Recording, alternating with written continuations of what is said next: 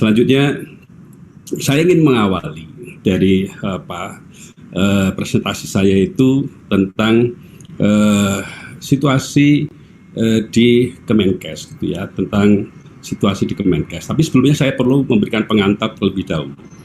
Ini nothing hard feeling gitulah ya. Saya dengan Pak Menkes itu berteman baik. Kemudian kami sama-sama lulusan dari UGM, sama-sama angkatan 83, cuman bedanya beliau di Fakultas Kedokteran, saya di Fakultas Hukum.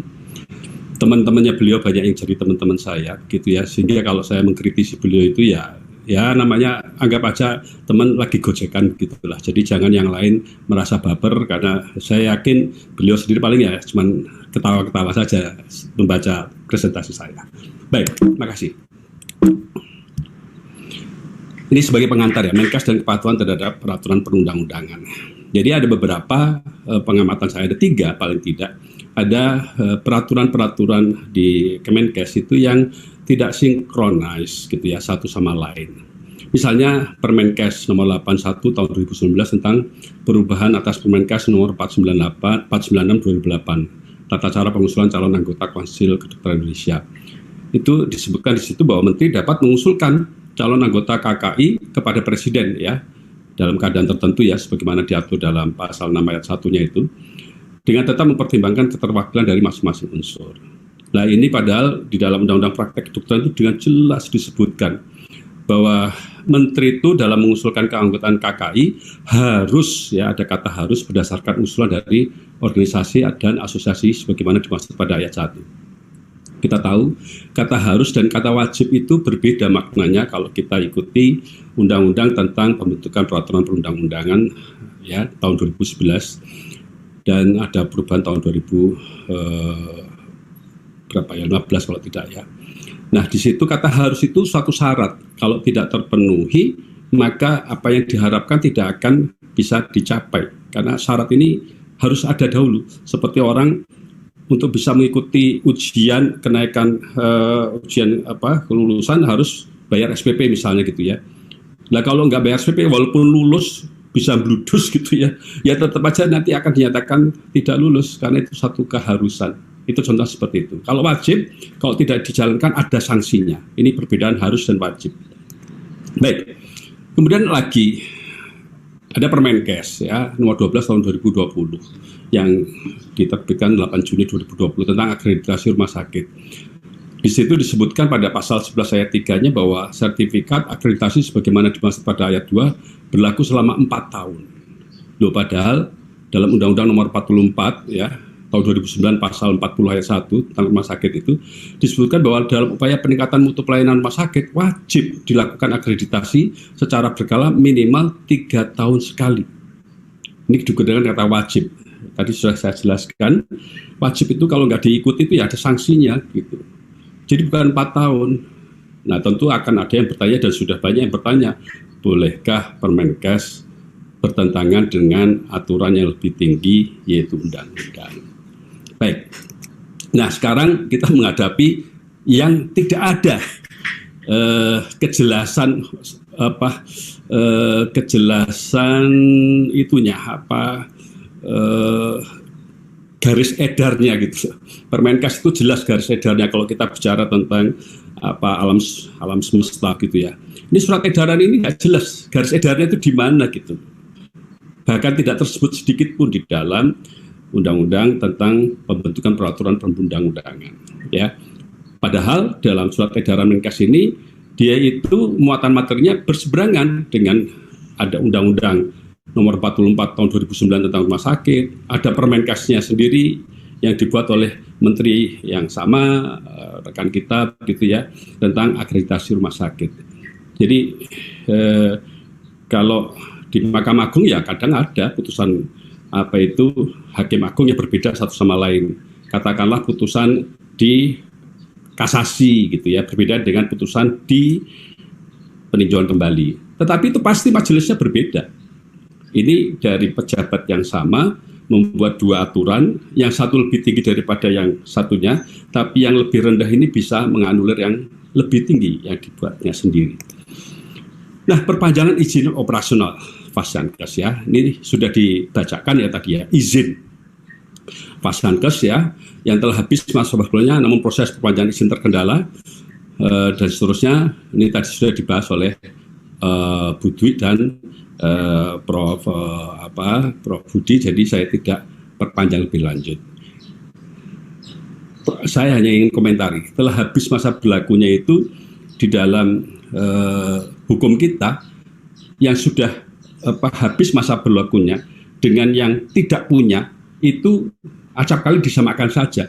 Yang belum punya sama sekali mau urusan SIM, mau izin untuk penambangan gitu ya, izin apa saja itu dalam hukum formal kita, para penegak hukum di Mabes Polri ataupun di bawah-bawahnya itu akan menganggap sama saja. Oh, ini kan masih ada, ini ada izinnya, tapi sudah habis ya, itu sama saja tidak punya izin gitu loh. Ya, itu mau di mana saja akan dilakukan seperti itu. Dan negeri ini negeri yang sangat formalistik, itu yang perlu disadari betul gitu. Sangat formalistik, artinya apa? Sepandai-pandainya kita itu mengendarai sepeda motor misalnya, bahkan bisa akrobat, bisa sirkus ya, tapi di jalan raya tidak punya SIM, senggolan, ya sudah, kena duluan dia, karena tidak punya syarat formalistik untuk mengendarai sepeda motor tersebut. Nah, pengajuan izin operasional Fasyankes, ini yang telah mengajukan permohonan izin ya, dinyatakan memiliki izin penyelenggaraan operasional atau penyelenggaraan atau operasional yang berlaku paling lama 1 tahun. Ini tadi sudah dibahas. Dinyatakan, jadi hanya dianggap secara hakikat, secara fisik itu nggak ada izinnya. Saya ada izin dan sudah diperpanjang 1 tahun. Lah mana? Itu hakikatnya itu nggak ada. Ya, pokoknya itu nggak ada, kenyataannya itu nggak ada. Jadi ini ada utopis gitu aja, apa-apa, bukan utopis ya, hanya platonis lah sifatnya itu ya, platonis. Sesuatu yang hanya ada dalam ide saja gitu. Ya, lain kalau ada fisiknya gitu. Nah, kemudian semua tadi itu ya, aturan-aturan tadi itu bisa dinegasikan dengan suatu pernyataan komitmen sepihak. Ya, membuat pernyataan komitmen penyelenggaraan operasional fasilitas pelayanan kesehatan yang dapat digunakan sebagai persyaratan kerjasama dengan BPJS Kesehatan, badan usaha dan lembaga lain. Itu seperti itu. Komitmen ini bahkan tidak perlu ada, nggak apa-apa, asal punya izin. Jadi apa ya, agak susah saya pahami gitu ya. Mengapa komitmen sepihak itu lantas menjadi sesuatu yang bermakna gitu? Padahal itu kan tentu semua rumah sakit dengan surat-surat bergembira kan bersedia membuat pernyataan komitmen gitu, tanpa ada konsekuensi apapun gitu. Paling ya nanti operasionalnya dihentikan. Sama halnya kalau dia tidak punya komitmen atau tidak membuat komitmen kemudian melakukan pelanggaran, ya bisa dihentikan juga operasionalnya, sama saja. Jadi tidak merubah apapun pernyataan komitmen ini. Juga persyaratan kerjasama dengan BPJS Kesehatan tadi sudah disinggung oleh Prof Budi. Banyak sekali contoh di dalam kita menjalankan kebijakan kesehatan sekarang ini selama beberapa tahun sejak ada BPJS Kesehatan ini, antara BPJS Kesehatan dengan Kementerian Kesehatan itu tidak sinkronis gitu. Itu banyak, nggak perlu disebutkan satu persatu. Karena memang BPJS Kesehatan itu tanggung jawabnya langsung kepada Presiden, seperti halnya Pak Menteri Kesehatan. Jadi bagaimana bisa Menteri Kesehatan kemudian mengatur BPJS Kesehatan, ini nanti kalau mau kerjasama diterima ya, gitu, jangan ditolak ya, karena dia sudah membuat pernyataan komitmen, kan nggak mungkin itu seperti itu. Baik, kemudian potensi sengketa perizinan Fasyankes ya, ini potensi tadi yang pertama. Pasal 25 ayat 1 Undang-Undang Rumah Sakit ya. Setiap penyelenggara rumah sakit wajib memiliki izin yang terdiri dari izin merdeka dan izin operasional. Ada izin operasional di situ. Ini tadi sudah disinggung oleh dari LKI juga Pak Sudatmo ya. Terus izin rumah sakit dapat dicabut jika habis masa berlakunya. Itu seperti itu. Nah, walaupun ada redaksi dapat dicabut bila habis masa berlakunya, tetapi dari segi hukum pidana sekalipun tidak ada pencabutannya, tapi habis masa berlakunya, bisa habis pengurus rumah sakit itu kalau coba-coba tetap menjalankan rumah sakitnya. Kalau nggak percaya bisa dicoba. Ya, karena apa? Ada sanksi pasal 62 Undang-Undang Rumah Sakit. Setiap orang yang dengan sengaja menyelenggarakan rumah sakit tidak memiliki izin Tadi sudah saya katakan, tidak memiliki izin itu baik belum pernah mengurus izin sama sekali ataupun izinnya sudah habis. Itu yang namanya tidak memiliki izin. Nggak ada dispute, nggak ada khilafiyah begitulah di antara ahli hukum dalam satu hal ini gitu ya. Dan diteruskan dengan pasal-pasal ancamannya. Pasal 63 Undang-Undang Rumah Sakit mengatur pemberatan hukuman ya terhadap jika tidak pidana dilakukan oleh korporasi. Nah, kemudian bagaimana kalau pasien atau keluarga yang tidak puas dengan pelayanan kesehatan yang diberikan oleh suatu Fasiankes? Ya, dapat saja tidak sekedar mempersoalkan pelayanan buruk yang diterimanya, melainkan sampai mempersoalkan masalah izin operasional Fasiankes yang sudah habis atau bahkan belum pernah dimiliki sama sekali. Tadi sudah disampaikan oleh rekan diri YLKI. Penyidik kepolisian maupun hakim pengadilan, seperti halnya BPJS Kesehatan tadi, tidak terikat untuk mematuhi surat edaran Menkes. Permenkes saja mereka bisa tidak terikat kok di bawah undang-undang. Sehingga proses hukum pidana dapat terus berjalan. Di sisi lain, birokrasi Kemenkes karena mematuhi surat edaran Menteri Kesehatan sementara waktu tidak melayani proses perpanjangan izin operasional maupun pengajuan izin operasional baru bagi Fasiankes. Menakutkan nggak bagi rumah sakit kalau seperti ini situasinya? Mengurus izin tidak dilayani, tidak mengurus izin kalau terjadi persoalan dengan pelayanan kesehatannya bisa masuk ke wilayah hukum pidana. Oh, kalau saya takut, entah kalau yang lain ya. Lagi potensi sengketa perizinan Fasiankes ya. BPJS Kesehatan dapat menyatakan dirinya tidak terikat dengan surat edaran Menkes tadi sudah saya katakan. Lantas bagaimana jika BPJS Kesehatan tidak bersedia membayar klaim Fasiankes yang sudah habis izin operasionalnya, habis masa sertifikat akreditasinya, atau bahkan menolak atau memutuskan kerjasama dengan Fasiankes dikarenakan belum memiliki izin atau izin operasionalnya sudah habis. Ini kan problem serius ini, nggak main-main. BPJS Kesehatan itu dalam hal mengeluarkan uang itu dia cukup rigid, cukup hati-hati, karena dia senantiasa diplototi oleh BPK, diplototi oleh KPK, dan seterusnya. Akreditasi Fasiankes sekarang. Tadi izin operasional, sekarang kita ngomong akreditasi. Satu yang tidak saya masuki adalah tentang rumah sakit pendidikan, karena itu tidak terlalu krusial. Fasiankes yang masa berlaku sertifikat akreditasinya berakhir, baik sebelum atau dan seterusnya ya, sertifikat akreditasinya masih tetap berlaku selama 1 tahun. Ini tidak perlu saya kritisi sampai bencana nasional itu dinyatakan dicabut oleh pemerintah. Nah, kalau dicabutnya baru 4 tahun yang akan datang, kita kan nggak tahu. What will happen tomorrow, we don't know, kan begitu. Kapan itu akan dicabut, kita nggak tahu. Berarti kalau cabut 2 tahun lagi, berarti 3 tahun yang akan datang, dan seterusnya. Ini problem juga gitu ya. Terus potensi sengketanya sekarang dengan kalimat seperti tadi itu. Tadi sudah saya katakan, jadi saya nggak ulang lagi. Yang dalam hal akreditasi, BPJS Kesehatan juga bisa bersikap seperti itu.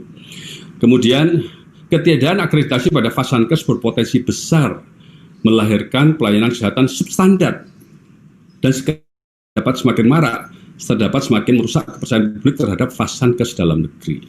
Sekarang ini saja entah sudah berapa triliun tiap tahunnya ada capital yang terbang ke luar negeri untuk berobat. Apa mau ditambah itu? Ya, baik. Yang kedua, rumah sakit yang belum terakreditasi dan bermaksud kerjasama dengan BPJS Kesehatan dapat ditolak oleh BPJS Kesehatan. Mengingat selama ini BPJS Kesehatan mengharuskan Fasiankes telah terakreditasi sebelum melakukan perjanjian kerjasama. Nah, ini barusan tadi ada yang bertanya dari peserta seminar online, ya. Ini saya bacakan aja nih, saya kebetulan tadi baca, saya sempatkan untuk saya copy paste, terus saya masukkan di dalam presentasi saya. Saya terima kasih kepada peserta dari RSUD Serengat, Blitar. Kami sebagai rumah sakit baru tipe C sudah memiliki izin operasional dan sudah divisitasi oleh Persi, saya nggak tahu sih, ini mungkin maksudnya KAS ya, serta Dinkes Provinsi Jawa Timur, namun belum bisa mengajukan akreditasi. Oh ya benar berarti ya. Namun BPJS Kesehatan cabang Kediri berpendapat PKS harus akreditasi ya sebelum dilakukan perjanjian kerjasama. Saat ini masyarakat sudah menunggu pelayanan untuk segera dibuka. Bagaimana dengan hal ini ya? Ini coba persis yang saya sudah tulis di dalam slide-slide sebelumnya. Jadi potensi sengketa atas surat edaran ini itu sudah di depan mata seketika dia diterbitkan. Alasan penerbitan surat edaran Menkes sekarang. Ini nampaknya saya tidak akan memakan waktu 25 menit, mungkin hanya 20 menit ya Pak Moderator. Baik, Pak. Alasan penerbitan surat edaran Menkes itu ada di dalam surat edarannya sendiri. Ya, rumah sakit atau vaskes gitulah, vasankes khususnya dalam penanganan pasien ya, harus fokus dan berkonsentrasi dalam memberikan pelayanan kasus COVID-19. Kita terima itu. Ya, fokus memang harus. Oke, kita terima itu. Kemudian dasar pemikirannya atau reason center yang keduanya itu adalah penyelenggaraan perizinan akreditasi dan seterusnya itu dapat menimbulkan perkumpulan orang sehingga berisiko terjadinya penyebaran COVID-19. Loh, ini kan gampang sekali toh. Ya tinggal disingkirkan aja kemungkinan timbulnya perkumpulan orang itu. Sekarang ini kan sudah online. Mungkin sekarang aja kita melakukan seminar online, ratusan yang terdaftar atau yang ikut, toh nggak perlu kumpul kan. Padahal kalau hanya akreditasi paling cuma nggak sampai 10 orang kok itu yang kumpul. Paling nggak sampai 50 orang lah gitu kalau mau di ekstrimkan gitu ya. Baik, sekarang mitigasinya, karena saya diminta memberikan mitigasinya. Pelaksanaan pengajuan perpanjangan izin dapat dilakukan dengan cara online dengan pelonggaran persyaratan tertentu, khususnya bagi vasankes rujukan COVID-19. Jadi tetap, ya seperti yang tadi disampaikan oleh Prof. Budi, ya jangan kemudian ditiadakan sama sekali. Ya, problem-problem yang mengikutinya itu juga tidak sederhana, apalagi ada persoalan pidana di sana, tadi sudah singgung dari YLK juga. Jadi tetap dilakukan, tetapi ada pelonggaran saja persyaratan tertentu gitu ya. Kita ini kan kadang-kadang persyaratan itu yang berlebihan, sehingga ada yang mengatakan kalau bisa dipersulit kenapa dipermudah gitu kan. Ini problem birokrasi kita kadang-kadang seperti itu. Yang kedua, pelaksanaan pengajuan izin operasional vasankes untuk pertama kali dapat dilakukan dengan cara online dan tidak perlu dengan pelonggaran persyaratan tertentu. Dia nggak ada urusan dengan sibuk menangani pasien kok, kan baru. Mengapa dia diberikan imatan yang luar biasa disamakan dengan mereka yang sudah menjalankan operasional sekian tahun gitu misalnya? Nggak usah diberi pelonggaran.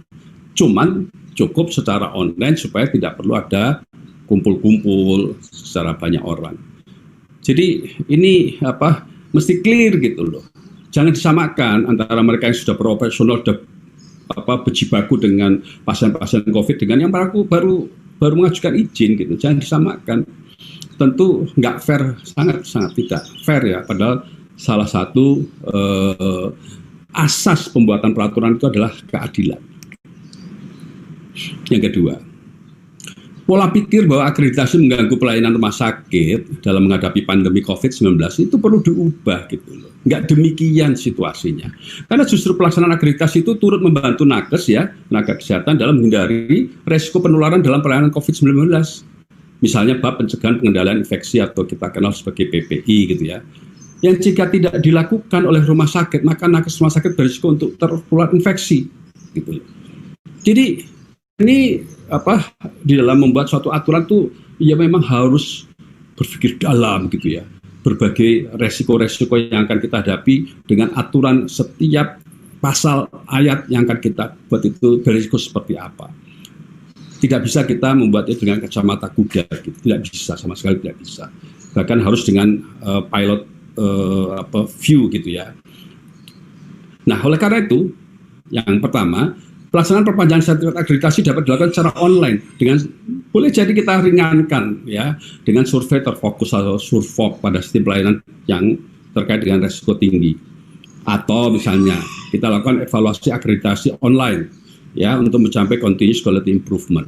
Evaluasi akreditasi itu misalnya yang sebelumnya sudah dilakukan akreditasi, sudah dapat sertifikat akreditasi, kemudian ini peringatan kalau udah habis. Kemudian 20 menit ya. Kemudian kalau yang sebelumnya itu masih belum bagus gitu kan, sekarang dievaluasi. Sudah ada peningkatan atau belum? Atau yang sebelumnya katakanlah nilainya 4, sekarang apakah sudah dievaluasi sudah meningkat nilainya lebih baik. Itu contohnya ya, survok terfokus atau lakukan evaluasi akreditasi untuk memperoleh sertifikat akreditasi perpanjangan. Yang B, pelaksanaan akreditasi untuk pertama kali dapat dilakukan secara online kok, dengan persyaratan seperti biasa, nggak hanya kecuali dilakukan secara online. Selain itu biasa saja apa yang harus disiapkan dan tidak perlu terfokus juga. Contohnya sudah terjadi pada rumah sakit Universitas Indonesia RSUI ya, Rumah Sakit Pendidikan, pada bulan Juni 2020 yang lalu menjalani akreditasi online, bahkan memperoleh sertifikat akreditasi paripurna bintang 5. Jadi apa? Yang presidensial tadi itu yang nanti bisa orang kumpul menimbulkan masalah gitu ya, itu tidak terjadi gitu, nggak terjadi ya. Jadi nggak relevan sebetulnya surat edaran ini dalam mencegah terjadinya orang-orang kumpul-kumpul tadi itu, sehingga perlu mengeliminasi adanya akreditasi. Demikian, terima kasih. Assalamualaikum warahmatullahi wabarakatuh.